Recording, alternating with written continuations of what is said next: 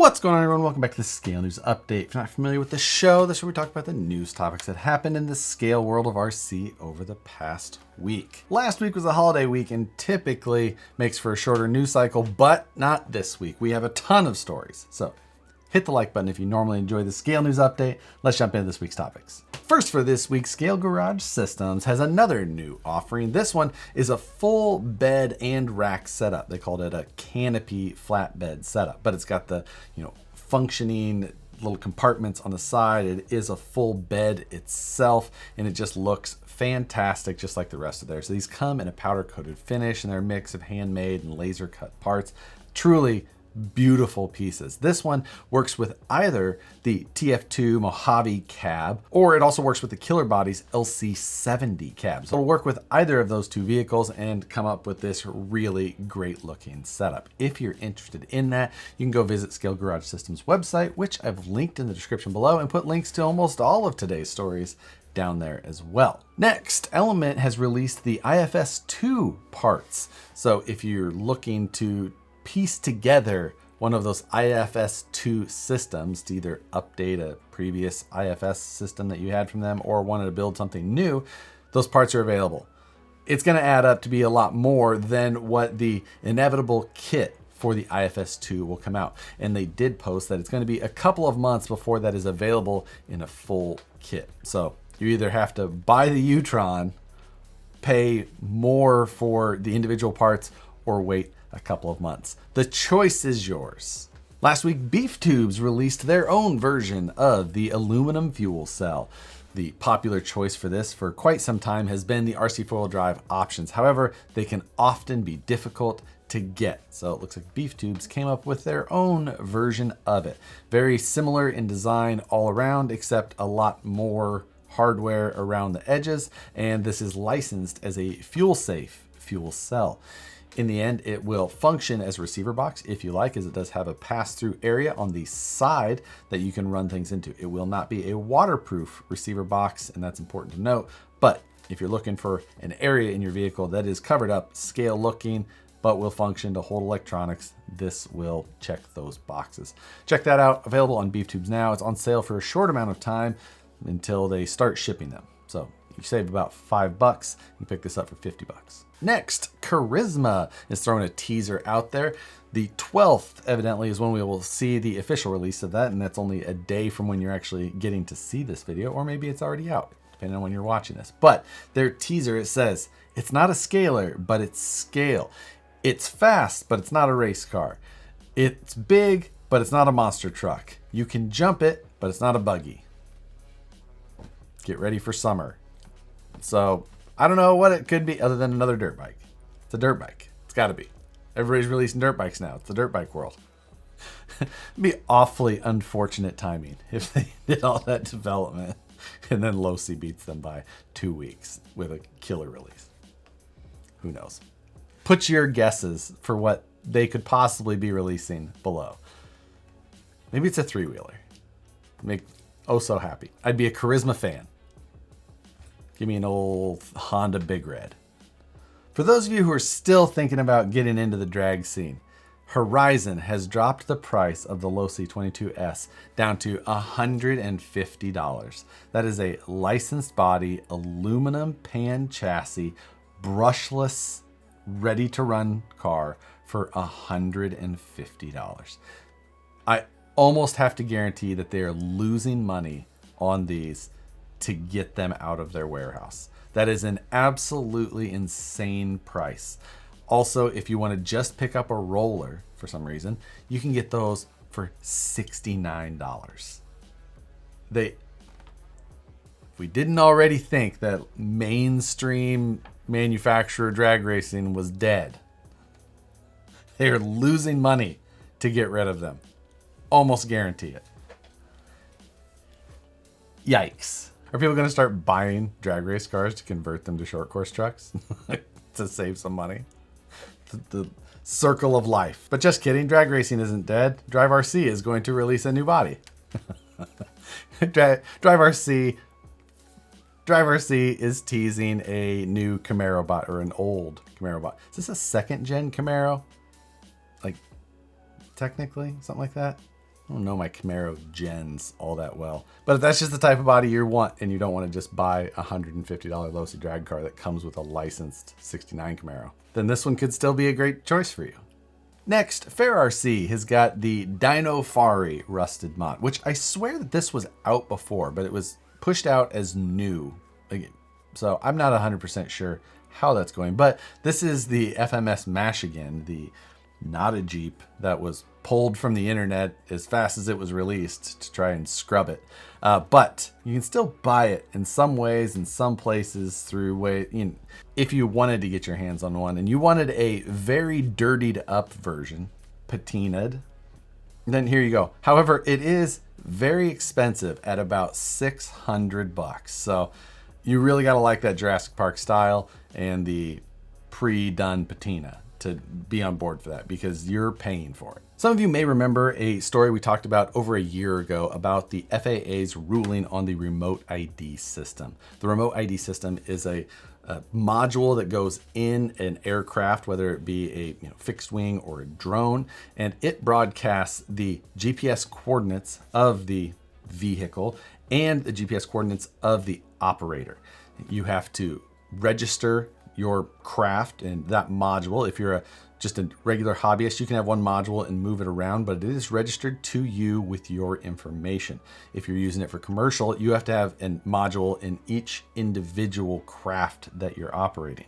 Now, this is fully in place. As a hobbyist or commercial operator, at this point, you have to be complying to this if you plan to be in compliance. But even if you're not a pilot, it's good to have some peripheral knowledge of this. This isn't a political statement at all, but it is another law that has stepped into our hobby and can have effects, whether it be manufacturers, hobby shops, all the way down to you. So it's good to have some knowledge of this. If you want a good in-depth video that kind of goes through everything about this and even a little bit of the community's feelings of pushback on it, then there's a great video by Josh Barnwell who went through the whole thing, and I'll link to that below. It was a great video to watch. He's really well spoken and goes through the points as best as I've heard anyone in the area speak of it. He also goes through an interesting little thing showing you how to make a spoofer that broadcasts a bunch of these signals all at once, just so like if you wanted to, mask. An interesting take on it at the very least. But check that video out if you have any interest in this or just want to know a little bit more about it. The clear element Utron bodies are here and available now. The wait is over. The back order, the Black Friday lines outside the hobby shop can finally dissipate. If you'd like to snag one of these to maybe use the front part of it, they're available. Ran across this interesting one. This is from Yikong, and it's the Trailbreaker Pioneer, the TB7.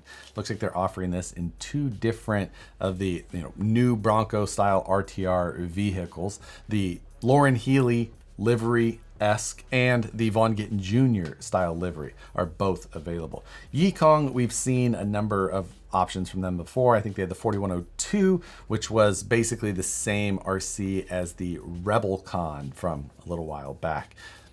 They're widely available overseas and on shops like Alibaba or AliExpress, Banggood. You see that brand a lot. So they're a large brand. They're just not represented directly in the States as of now anyway. But these bodies do look pretty good. IFS front, solid axle rear.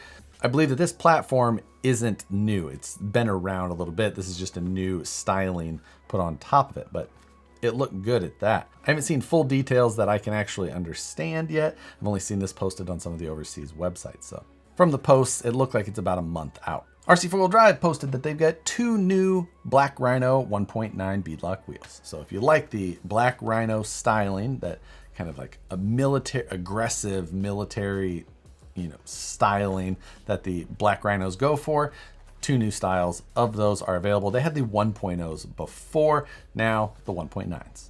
Next, from Wohua Toys, I believe is how it's said, they've got the new trike on the block. This is the Dodo high-speed three-wheeled vehicle. It's very similar to the Flamingo that I actually own with a little bobblehead on the inside, but it is totally different. It just carries that same styling as the ape that it's, actually modeled after. But this is a molded tub chassis, not an aluminum pan chassis like the Flamingo was. But unlike the Flamingo, this does appear to come brushless. It's got headlights and taillights, and an interesting feature is that it's got a simulated exhaust steam or like vapor of some sort. Not exactly sure what you fill it with, if it's the same type of like oil that you use on trains or if you're using strawberry vape juice. I don't know exactly what it'll take. I can't read the specs on some of these yet, but a new 3-wheel vehicle is something I'm absolutely going to cover. And I can't find any more information on this company at all. Anytime I try and Google it, it just changes the words to something else. Like, do you mean Wahoo? Like, no. So I haven't found anything else yet, but it's going to be out there somewhere. Next, for any of you Hot Wheels or Hot Wheels sized aficionados, Cicerock, I believe is how this is spelled, has a new 1/64 scale 4-wheel drive RTR climbing car. Just exactly what it sounds like. Very tiny Jeep-esque styling on this, and 4-wheel drive, articulating suspension, and USB-C charging. If you thought 1/24 scales were fun, wait until you try something even less capable. There's been a number of 1/64 scale RCs before, and I believe that I've even seen some custom built 4-wheel drive articulating suspension 1/64 RCs on YouTube before, and I think somebody showed me some at Pearling by the Fire this last year. So not something necessarily completely new, but I don't know that I've seen styles like this in a mass market available RTR. So could be cool. And then Traction Hobby released the G550 Pro. This is one of their 1/8 scale platforms, which generally means that it's more like a 2.2 size vehicle, but it does have a full body, so it's kind of more scale, just larger. Still, full tire coverage, things like that. Larger wheels, good sized tires, solid axles front and rear on this. Traction Hobby had the Tank 300, which had the IFS up front, and then they later came out with a solid axle version. I assume that this is very similar to that solid axle version that we saw on the Tank 300. It did have a lot of features on that one, locking, unlocking differentials, 2-speed and whatnot. Information on this, still slim. This thing is going to be available in a handful of colors. I think there was green, silver, blue, and red at this point. But Traction Hobby is another one of those ones, a little bit more difficult to get stateside, but not impossible. Definitely been around a while. For this week's question, with the discussion of the drag racing scene and the RTRs just getting blown out, made me think of what is a area of RC that maybe you tried and just thought you were gonna really enjoy it and then realized was not for you and sold everything or just never used whatever you bought ever again. Just the actual experience was nothing like what you thought it was going to be. Put it in the comments below. I think there could be some interesting ones here. Maybe it was RC in general and you just come back to the show for my snarky personality. I know that we're gonna get a slanted section of the market because most of you here are probably on the scale side or trail side, maybe a little bit of competition type crawling. So I assume there'll be some more racing and go fast answers, maybe some flying. Maybe the answer is going to be something about scale. Again, I'll be interested to hear. Put it below. As always, thanks for watching the Scale News Update. Hit the like button if you enjoy this show. Subscribe if you're not already. Just do it now. Again, thanks for watching, and we'll see you on the next one.